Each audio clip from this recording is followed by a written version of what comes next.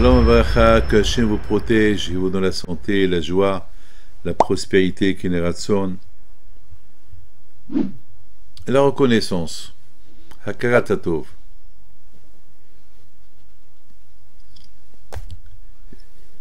C'est écrit dans la Torah. Beaucoup des fois, la Torah, elle nous parle de combien on doit vraiment reconnaître le bien que Hachem y fait avec nous. Vous savez, si on doit calculer le bien que Hachem y fait avec nous, c'est incalculable. Incalculable. Mais la Torah, elle nous dit déjà, parce qu'on oublie, on respire. Voilà, je respire. Voilà, je respire. Alors, chaque fois que je respire, je vais dire merci à Hachem. Je vais oublier.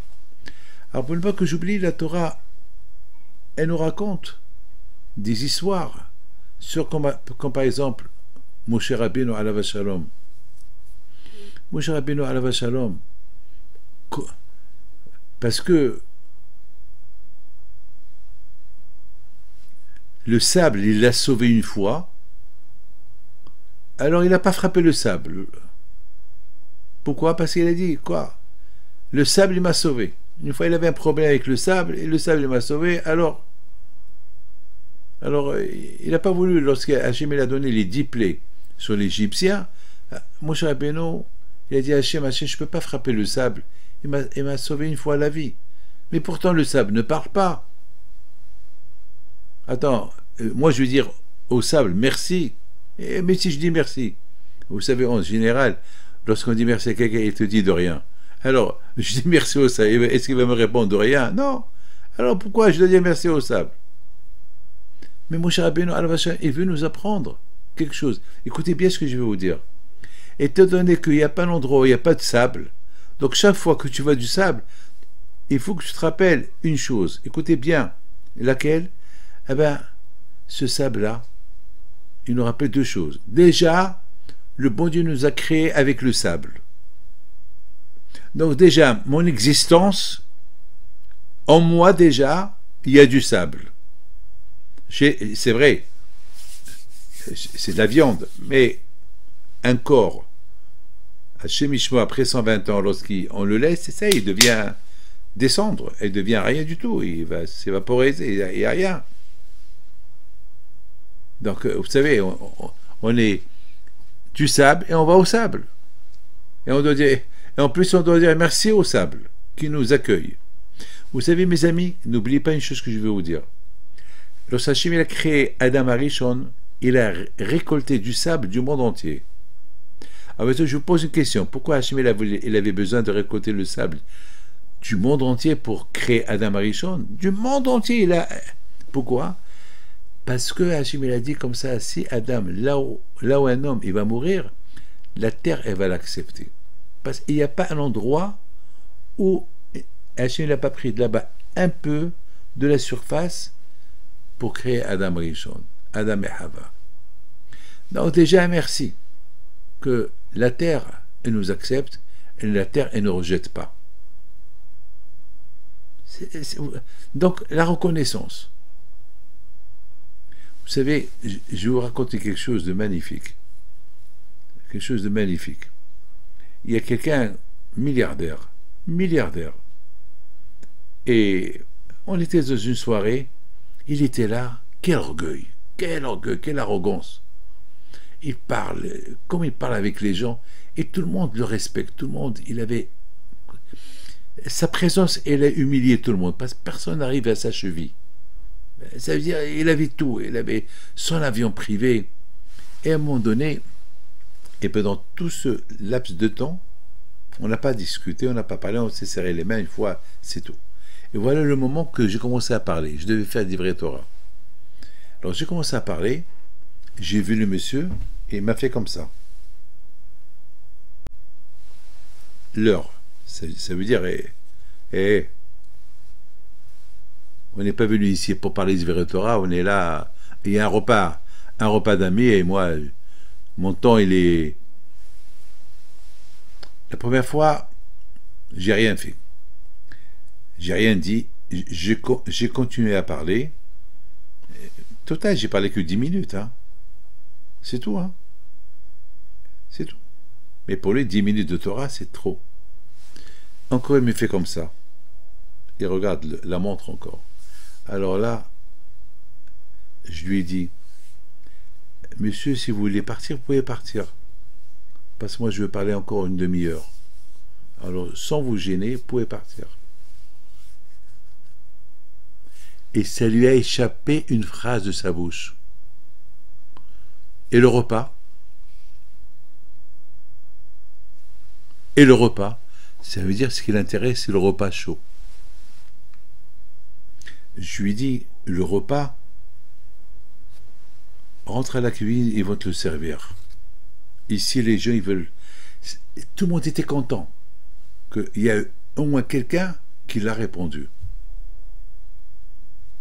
Il ne m'a pas répondu. Il a compris que s'il continue avec moi, je risque de lui dire, va-t'en d'ici. Voilà. Donc, ça s'est arrêté là. Après le repas, tout le monde vient pour recevoir de brachot. Lui, il vient. Il me dit, je m'excuse. C'est la première fois que je reçois une leçon. L'argent m'a bouleversé. C'est vrai. Personne ne m'a répondu. Personne ne m'a réveillé. Vous savez ce que je lui dis? Je dis, monsieur, tout ce que tu as, tu vas le prendre avec toi? Il reste là. Je dis, tu sais, monsieur, j'ai connu ton père. Il n'avait rien du tout. Il n'avait rien du tout, ton père. Toi, tu as réussi. N'oublie pas, pense à ton père. Pense qu'il n'avait rien du tout. On n'est que du sable. Et le sable, il est mieux que nous. Parce que le sable, il reste, il existe, et l'on disparaît. Mes amis, c'est ça la reconnaissance. Je pense à Rabotai, mes amis, parce que je me suis posé une question une fois. Est-ce qu'Hachem, il était obligé de ne créer qu'avec du sable? Eh bien, la réponse, elle est oui. La seule chose qui pouvait nous rappeler qu'on n'est que du sable, et c'est grâce au sable qu'on est là, et ce sable qui va nous prendre un jour après 120 ans, alors, c'est... On doit être toujours, ça nous rappelle notre existence, notre corps, et doit nous rappeler à reconnaître tout le bien que Hachem fait avec nous. C'est un rappel. Notre présence, elle nous rappelle qui est Hachem. Regardez mes amis, on dit sur Moshe Rabbeinu, Ve'ish Moshe Anav, et Moshe Rabbeinu était humble plus que tous ceux qui sont sur terre. Mais je vous pose une question. Pourquoi la Torah, elle doit me dire, elle doit ajouter que Moshe était Anav, était humble plus que tous les gens qui sont sur terre? Vous savez pourquoi? Parce que Moshe Rabbeinu, il ne s'est même pas considéré qu'il est fait avec le sable. Lui, il s'est considéré qu'il n'est rien du tout. Il a dépassé il a dépassé l'existence. Il a même dépassé son existence. Pour lui, je n'existe rien, je n'existe même pas. Je suis rien du tout. Regardez Moshe Rabbeinu, où il est arrivé. Inexistant. Vous savez, quelqu'un qui se considère qu'inexistant, c'est une grande ma'ala. C'est un niveau spectaculaire. Alors, c'est raison, mes amis, pourquoi Moshe Rabbeinu, alav shalom, il n'a pas voulu frapper le sable.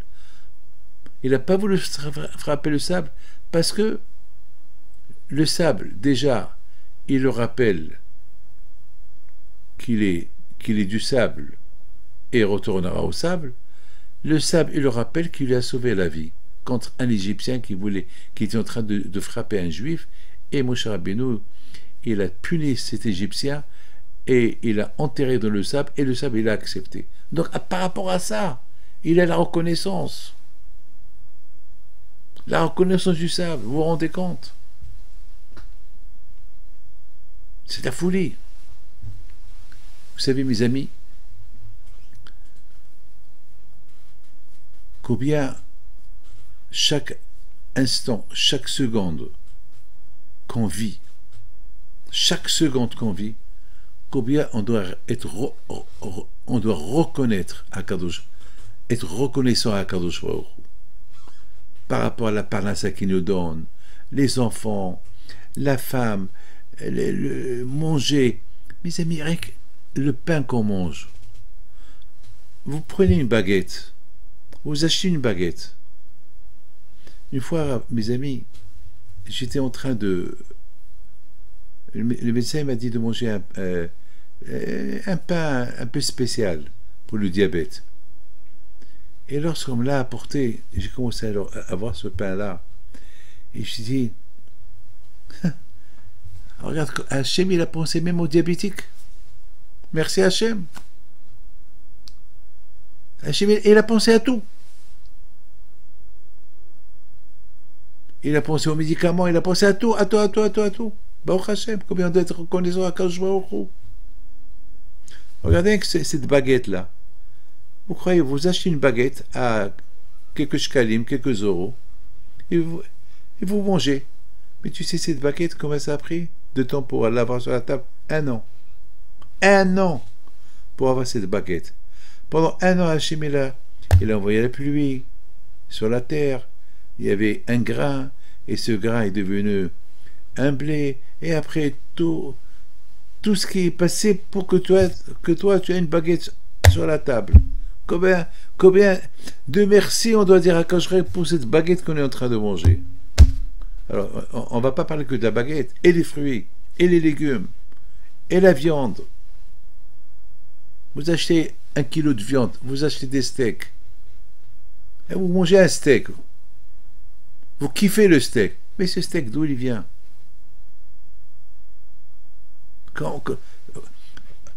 Réfléchissez à l'histoire de ce steak. Comment il est arrivé chez toi sur la table, grillé? Oh là là! Jusqu'à qu'il était un veau, et après il était dans le ventre à sa mère, et sa mère.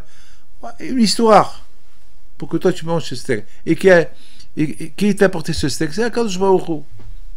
Sinon, même avec ton argent, tu n'auras pas de steak.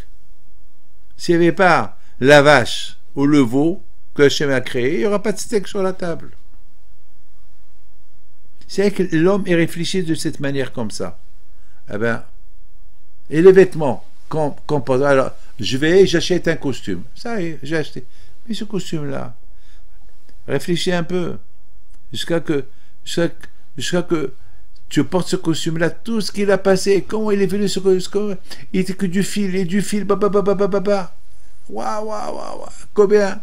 Et en plus, c'était en Chine, fabriqué en Chine, ou bien à Lagos, pour qu'il arrive sur ton corps. Mais si tu commences à réfléchir un peu, tu deviens fou. La reconnaissance, tout ce qu'on porte, tout ce qu'on mange, merci Hachem, et quel merci! L'être humain, malheureusement, il croit que tout est gratuit. C'est normal. J'achète. Tu achètes, d'accord. Et l'argent avec lequel tu as acheté? Qui te les a donnés? Ah ben j'ai travaillé, d'accord. Qui t'a donné la force pour travailler? Tu aurais pu être paralysé. C'est mes amis.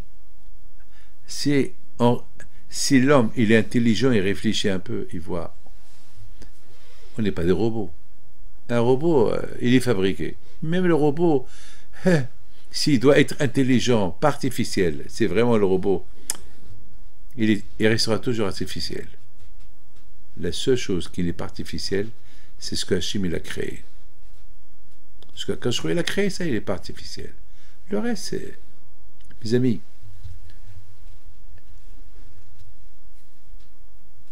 Moshe Rabbeinu, il n'a pas frappé l'eau. Il n'a pas voulu frapper l'eau. Lorsque Hachem il a dit frappe l'eau pour que l'eau devienne sang en Égypte, il a dit Hachem, mais l'eau il m'a sauvé la vie. Pourquoi l'eau il parle?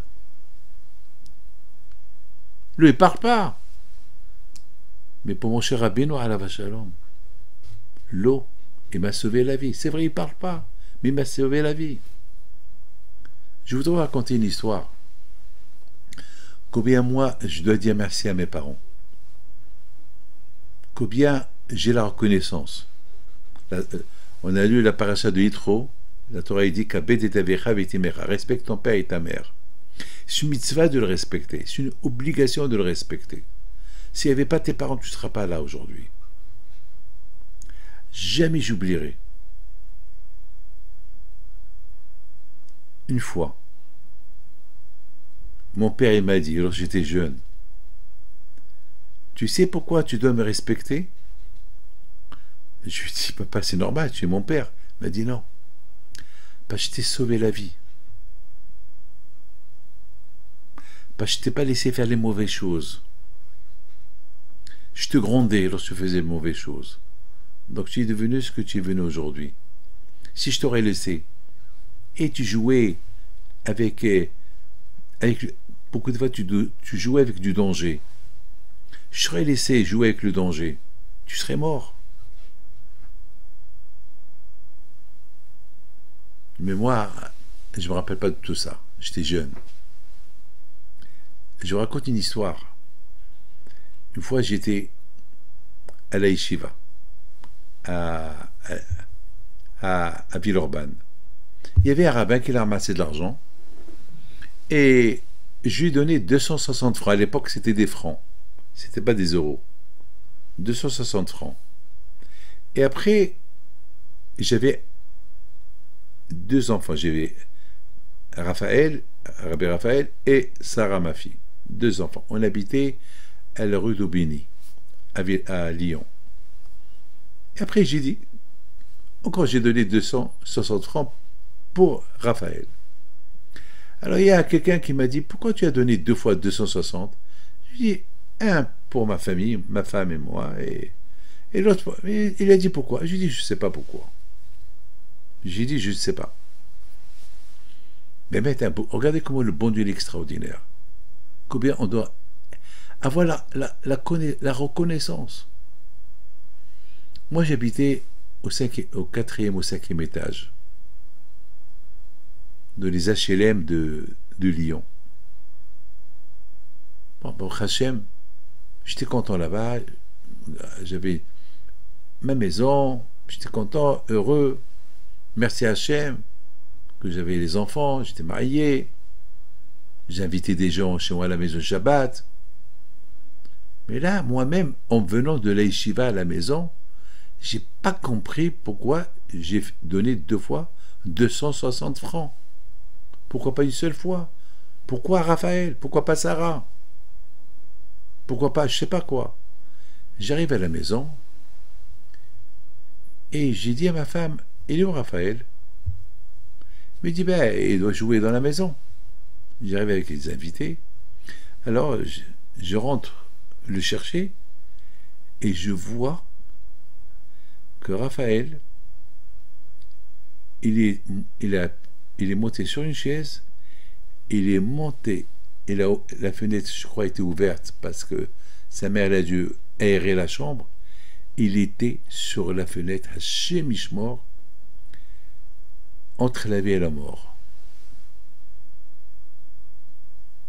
Tout de suite, j'avais peur que Raphaël il va me voir, il va être excité. Je lui dis, tout de suite, je lui dis, ne bouge pas. J'ai commencé à essayer de ne pas l'exciter jusqu'à que je l'ai attrapé. Là, j'ai poussé un cri. Sa mère, elle est venue, elle a vu ce qui allait pu se passer. Maintenant, j'ai compris pourquoi j'ai donné deux fois 260 francs. Regardez comment quand je vois qu'il nous met dans la tête pour sauver un enfant. La tzedaka protège de la mort. Il serait tombé, il avait 2 ans. Il serait tombé 5 étages, 4 étages. Qu'est-ce qui va rester de lui? Que Dieu préserve. Ben, mes amis, c'est ça. C'est ça, mes amis, ce qu'il faut savoir. Regardez Akash Baruch Hu. En général, c'est moi qui dois faire la tzedaka. Et Hachem me met dans ma tête, David, fais la tzedaka pour Raphaël. Et je l'ai fait. Maintenant, j'ai compris après l'après-midi, il y a des gens qui m'ont posé la question. Rabbi David, pourquoi Alors j'ai dit, écoutez, vous allez écouter l'histoire, à Shauda Chichi, je vous raconte l'histoire. Je ne vais pas commencer à dire à chacun. Regardez. Au départ, je ne savais pas pourquoi j'ai donné 260 francs que pour Raphaël. Alors aujourd'hui, mes amis, chaque fois que je passe, je vais à Lyon, beaucoup des fois, je passe par la rue d'Aubigny, rien que penser au miracle que Hachim a fait avec mon fils Rabbi Raphaël. Je ne raconte pas ça tout le temps, mais pour vous dire combien de merci on doit dire à Kashua. Et combien, mes amis, des miracles Hachim fait avec nous sans que nous on le sait. Ça, c'est des choses qu'on en voit, mais il y a des choses qu'on ne voit pas. Mes amis,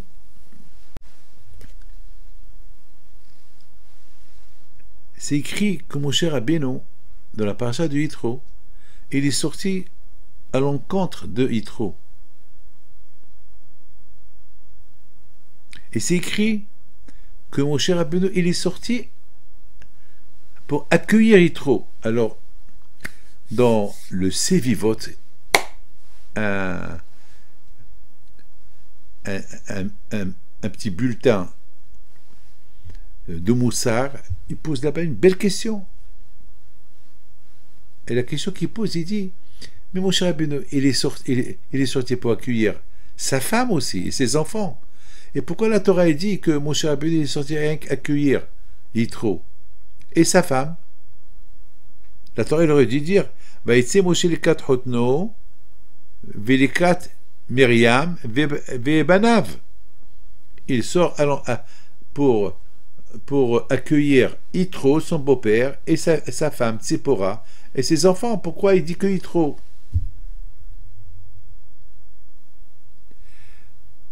Et la réponse, elle est spectaculaire. La réponse, elle est spectaculaire. C'est que Moshe Rabbeinu, alav shalom, il devait sortir pour accueillir toute sa famille aussi. Mais lui, il est sorti uniquement pour Yitro. Pourquoi? Parce qu'Yitro, il a accueilli à Midian. Il a une reconnaissance vis-à-vis de Yitro. S'il n'y avait pas Yitro, il n'y aurait pas eu de Tzipora. Si Yitro, il n'aurait pas accueilli, il n'aurait pas donné Tzipora, ben, il n'aurait pas ses enfants. Donc, Moshe Rabbeinu, il avait une grande reconnaissance vis-à-vis de Yitro déjà, en premier. Et en plus, c'est Yitro qui a hébergé Tzipora pendant que Moshe était en Égypte. Oui, mes amis, c'est une reconnaissance. Il y a beaucoup de gens qui sont mariés et ils voyagent et leur femme va chez les beaux-parents. Et une reconnaissance. Et par rapport à ça, tu dois faire kavod à tes beaux-parents.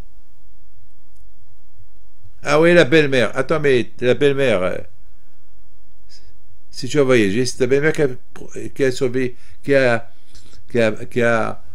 accueilli ta femme chez elle. Ah, c'est sa fille. Alors, c'est sa fille, mais c'est sa femme. Mes amis, moi, j'ai toujours dit merci à Hachem pour tout ce qu'elle a fait pour moi, ma belle-mère, mes beaux-parents. Parce que j'ai tellement voyagé dans ma vie. C'est grâce à eux que j'ai fait ce que j'ai fait. J'ai une grande reconnaissance. J'ai fait à leur mémoire des Sefrei Torah. J'ai fait à leur mémoire plein de choses. Parce que tout ce que j'ai, c'est grâce à eux. Il faut être reconnaissant. Et la reconnaissance. Mes amis, il y avait une fois, une très belle histoire, il y avait une fois un rabbin qui était en Amérique. Et ce rabbin était très très malade. Et voilà, il entend que Rav Moshe Feinstein, alav shalom, ils ont apporté son corps de l'Amérique pour l'enterrer en Israël. Il était très vieux, Rav Moshe Feinstein, un grand sadique. Et il voulait aller aux funérailles, mais ils lui ont dit, tu es malade, tu es fatigué, tu ne peux pas aller à la Levaya. Donc, il n'a pas été. Mais après quelque temps, il a organisé un minyan pour aller sur la tombe de Rabbi Moshe Feinstein. Il lui a dit, pourquoi tu fais tout ça avec minyan?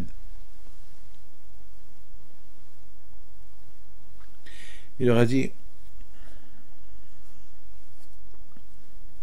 jamais j'oublierai que lorsque j'étais en Amérique pour me faire soigner, Rabbi Moshe Feinstein est venu me voir à l'hôpital. Et j'ai une grande reconnaissance. Comment lui, il vient me voir. Lui, il a pris de son temps pour venir me voir. Donc j'ai une reconnaissance vers lui. Mes amis, c'est de la folie ce que je vous raconte. Ça veut dire que la reconnaissance, elle n'est pas uniquement vis-à-vis du bon Dieu, mais la reconnaissance aussi vis-à-vis du prochain. Quelqu'un, par exemple, qui se marie, il vient à ton mariage. Eh ben, il ne faut pas oublier, il faut lui rendre la monnaie. Que tu as l'argent, tu n'as pas d'argent, à lui donner. Il t'a invité, il faut y aller. La reconnaissance, il est venu pour toi. Mes amis, c'est ça. Combien, alors, si à tel point que Hachamim ils disent quelque chose de magnifique, celui qui ne reconnaît pas le bien que ton ami il te fait, le bien que ton père il te fait, le bien que ta mère il te fait, tu ne vas jamais reconnaître le bien que le bon Dieu il te fait. Jamais tu vas reconnaître le bien que le bon Dieu. Si déjà ceux qui sont à côté de toi, tu ne reconnais pas ce qu'ils ont fait pour toi, comment tu vas reconnaître celui qui est loin de toi, qui est Hachem? Moi, par rapport à mes parents, comme je viens de vous dire, le fait déjà que ils m'ont envoyé à la yeshiva, et j'étais pauvre, hein?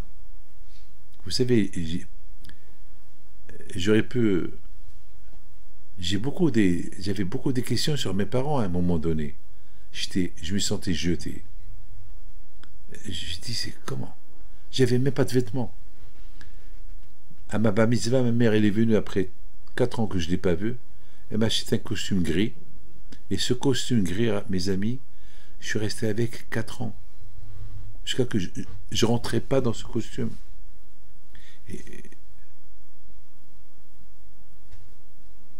C'est de la folie. J'aurais pu avoir des arguments contre mes parents. Et je les avais. Mais plus tard, j'ai vu que mes parents m'ont fait que du bien. Et j'ai pas de mots pour leur dire merci. Pourquoi? Parce que c'était pour mon bien. Je suis ce que je suis, c'est pour mon bien. Qu'est-ce que j'aurais été si mes parents m'auraient pas envoyé à la yeshiva? À tout ce monde que je connais, tous ces yeshivot que j'ai fait. Donc tout vient, mon père, ma mère, ma femme, mes rabbins, mes amis aussi, et ceux qui m'aident. Vous savez, si je commence à réfléchir, et je dois dire merci à tout le monde, même ceux qui m'aident, je dois leur dire merci. Parce que c'est grâce à eux. Ah ouais, c'est normal, toi aussi tu les as aidés. Ben c'est comme ça. Je voudrais vous dire quelque chose de magnifique.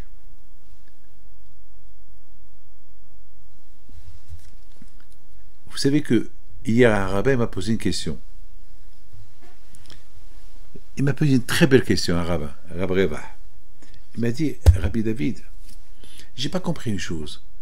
Lorsque Yitro, il est venu chez Moshe Rabbeinu, il lui dit comme ça. Il lui dit, cher Moshe, il lui a envoyé des messagers. Cher Moshe, mon beau-fils, voilà, j'arrive avec ta femme, Tzipora, et tes enfants. Je sais que je suis nul, je suis rien du tout. Mais, je t'en prie, fais-moi kavod, sans m'accueillir. Bon, et si tu veux pas sortir pour moi, au moins, sors pour ta femme. Fais un peu de kavod pour ta femme. Et si tu veux pas faire le kavod pour ta femme, alors pour tes enfants. Alors ce rabbin m'a posé question. Quoi? Il cherche du kavod? Il veut qu'on lui fait du kavod? Il veut qu'on lui fait les honneurs? On sort l'accueillir? Ah, Moshe, c'est le roi. Moshe Rabbeinu, c'était le leader. Le monde entier a entendu parler de Moshe Rabbeinu. Vous savez, jamais j'oublierai. Il y a 40 ans. Il y a 40 ans, non pas 40 ans, il y a même 45 ans. Oui, j'étais en Angleterre. Il y avait un catch, le boxe, non, boxe, pas catch, boxe, entre Cassius Clay, entre Mohamed Ali, avec, je sais pas, Joe Foreman, je ne me rappelle pas. Il y avait, et ça parlait de partout, parce que c'était un match, tout le monde parlait de ce match-là, tout le monde entier était excité. Tout le monde entier est excité avec ce match-là, parce que je crois, je me rappelle pas, Mohamed Ali contre, je sais pas si c'est, je vais pas vous dire, non, vous avez commencé à rigoler. Joe Frazier, je connais, ne croyez pas que je connais pas. Je connais. Je suis tout. D'accord? Même je connais tout. Je suis mélangé avec tout le monde et j'entends tout. Je ne suis pas un arriéré. Je suis rabbin et je suis tout, mais je vois pas. Je perds pas mon temps dans voir des trucs comme ça. Ça, c'est pas. Si j'ai le temps, c'est pour la Torah, pour Hachem, pour les gens. C'est pas je veux voir des films, tout ça. Shalom, ça c'est loin de ma tête. Mais écoutez-moi.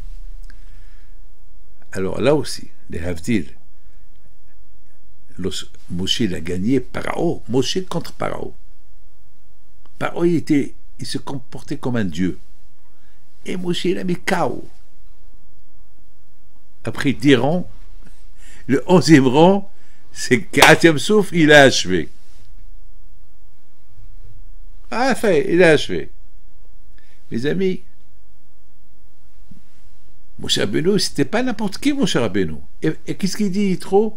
Sors m'accueillir. Fais-moi kavod. Si tu veux pas me faire kavod, alors fais kavod à ta femme. Tu veux pas faire kavod à ta femme parce que c'est ma fille, alors fais kavod à tes enfants, c'est tes enfants. Mais je vous pose une question. Quelle est la raison que Yitro il cherche ce kavod là?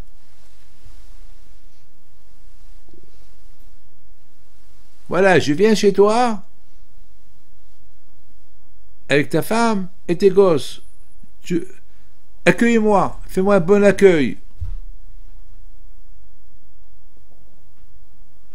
Bémet, mes amis, la réponse, elle est la suivante. Écoutez bien la réponse, c'est ça la Torah. La Torah, on essaie de la comprendre. Même les histoires, on essaie de les comprendre.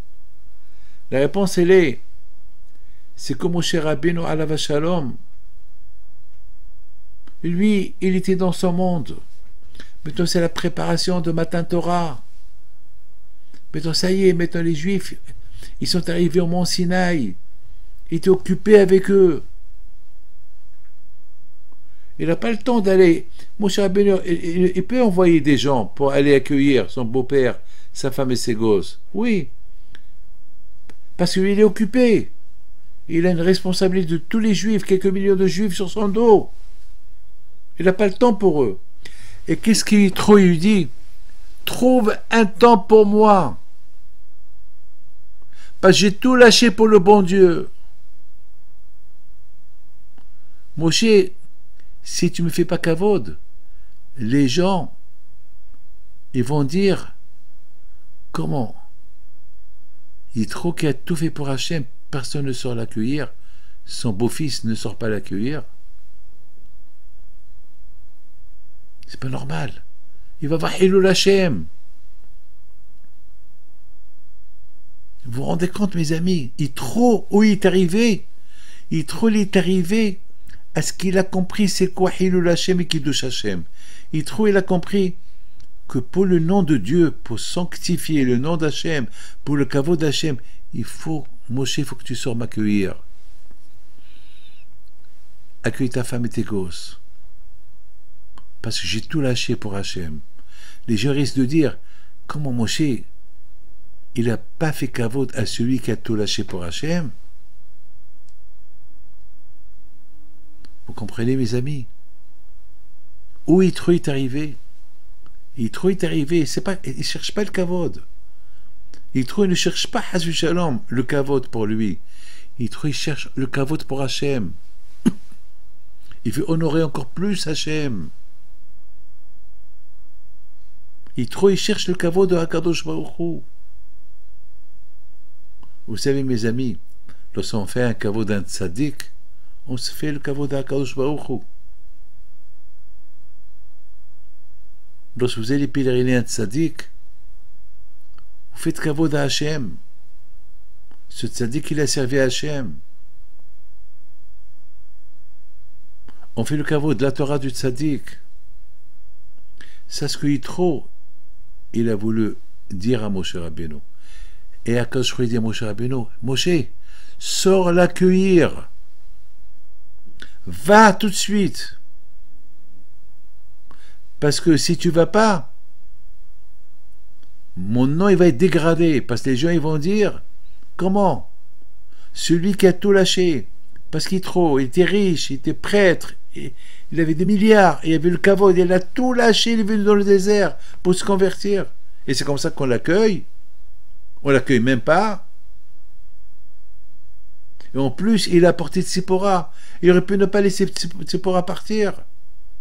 Et ramène les enfants de Moshe Rabbeinu. Quelle reconnaissance! Quelle reconnaissance! Il faut reconnaître le bien de Yitro. C'est celle qui douche Hachem. Mes amis, lorsqu'on reconnaît le bien que autrui nous a fait, ça glorifie le bon Dieu. Hachem sait ce qu'il aime. Quand il adore. Il aime qu'on s'aime entre nous. Hachem, il aime que chacun, il aide l'autre. Hachem, mes amis, écoutez ce que je vais vous dire, quelque chose de magnifique. Il y a eu la plaie de Harouv. Harouv, c'est un mélange d'animaux. Il y a eu 10 plaies sur l'Égyptien, un des plaies Harouv. C'est quoi Harouv? Mélangé. Les lions, les tigres, les serpents, les grenouilles, les scorpions, les girafes, les tigres, les panthères, cheetahs, tout un mélange, les aigles, tout un mélange. Vous savez, mes amis, que les animaux, ils n'aiment pas être ensemble. Le lion, tu le vois avec les lions. Là, vous savez, les animaux, ils sont pas. Sinon, chacun mange l'autre. Dans l'arche de Noé, il y avait un miracle. Que là-bas, les animaux, l'un n'a pas touché l'autre. Là-bas, il y avait un grand miracle. Hachem, il a fait que l'un n'a pas touché l'autre. Mais la plaie des animaux que Hachem il a envoyé sur les Égyptiens, ils étaient tous en paix. Ils étaient tous arov, ils étaient mélangés pour se faire plaisir à Hachem. Là, le taureau, il n'a pas fait la guerre au tigre. Le tigre n'a pas fait la guerre au lion. Ils sont tous venus pour faire plaisir à Hachem. Alors, qu'est-ce que moi j'apprends de ça? Dites-moi. Qu'est-ce que moi j'apprends? Qu'est-ce que j'apprends de... Pourquoi Hachem n'a pas envoyé que des lions? Pourquoi Hachem n'a pas envoyé que des tigres? Pourquoi Hachem n'a pas envoyé que, je sais pas moi, que des serpents, que des scorpions? Pourquoi il a envoyé un mélange d'animaux?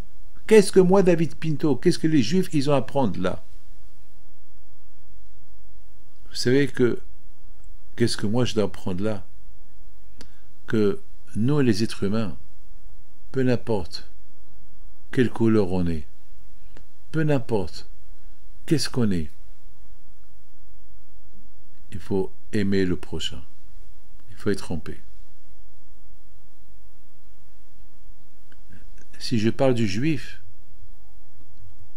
alors je suis Pinto, tu es Biton, tu es Choukroun, tu es famille Friedman, famille Schwartz, famille Tell, famille Goldman. Il faut être en paix.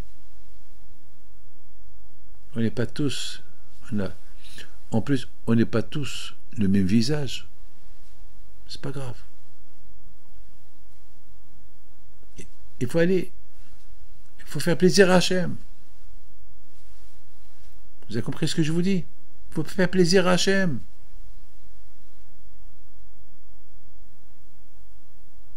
C'est ce que j'ai appris de ma Kata'arov. Cette plaie d'animaux qu'ils ont tous fait. Ils sont tous partis ensemble pour punir l'Égyptien, pour faire plaisir à Hachem. Entre eux, ils se détestent. Mais là, tout le monde a été en paix. Même la plaie de Barad, de s'il y avait la pluie et les tonnerres, le feu et l'eau, ils ont fait la paix pour Hachem. Et les grenouilles, eux aussi, pour Hachem, ils sont entrés même dans les fours, alors qu'il y avait du feu. Ils ont dit à Hachem, il veut qu'on rentre dans les fours, on rentre dans les fours. On donne notre vie pour Hachem. La reconnaissance. On a beau être, mes amis, moi je suis juif, toujours je parle du Maroc. Je suis né au Maroc, je suis un juif marocain. Je me rappelle, toujours mon père, Alav Shalom, lorsqu'il venait, la première question qu'il me posait, comment il va Sa Majesté le Roi? Depuis, comme ça. Je dis, papa, pourquoi tu te poses ces questions? Ben, la reconnaissance. On a mangé là-bas, on est né là-bas. Ceux qui sont nés en France, ils doivent avoir la reconnaissance de la France. Là où on est, vous savez qu'est-ce que Hachem dit? L'otitaïv Misri, avec tout le mal que les Égyptiens ils ont fait aux Juifs, il y a 3000 ans, Akadosh Baruch Hu, il a dit, il ne faut pas les détester. Pourquoi? Pourquoi il ne faut pas les détester? Avec tout le mal qu'ils nous ont fait, ils ont tué nos enfants esclaves.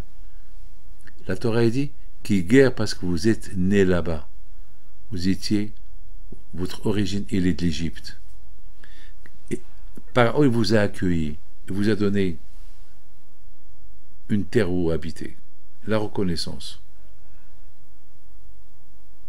Mes amis, la paracha d'aujourd'hui, c'est la paracha Mishpatim. De quoi la Torah te parle? Toute la paracha Mishpatim, la Torah elle parle de quoi?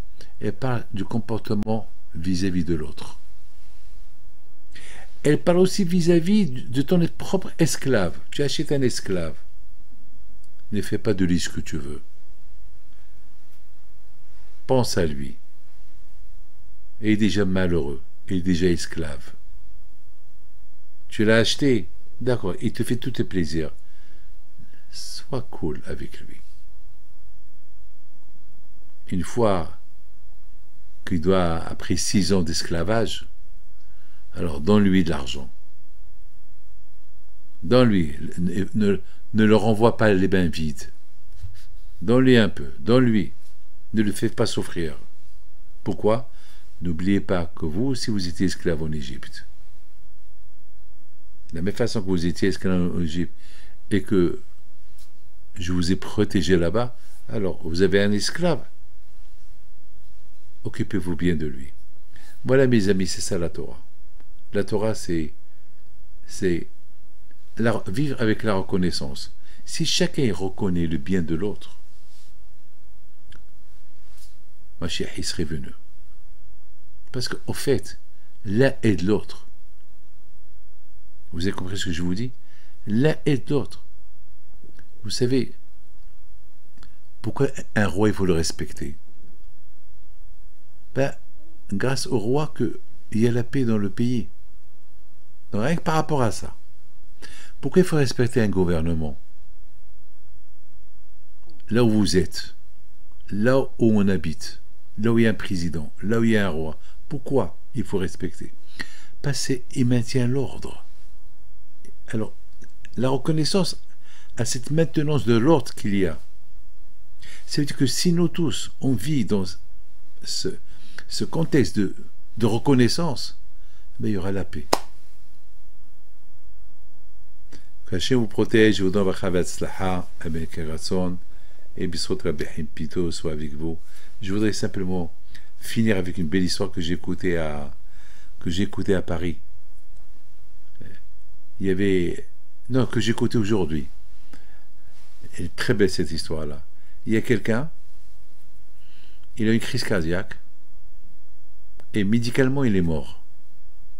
Grâce à Dieu, ils ont essayé de le réveiller, ils l'ont réveillé, encore il est mort. Encore la deuxième fois, ils l'ont réveillé. Bon, Hachem, la deuxième fois, il ouvre ses yeux. En général, il était déjà dans le coma. En général, ça prend du temps pour qu'il ouvre ses yeux. Il a commencé à parler. La première chose qu'il a dit, qu'il s'est vu 2 fois se déconnecter de son corps, et 2 fois, il a vu la mort, et 2 fois, il a vu la vie.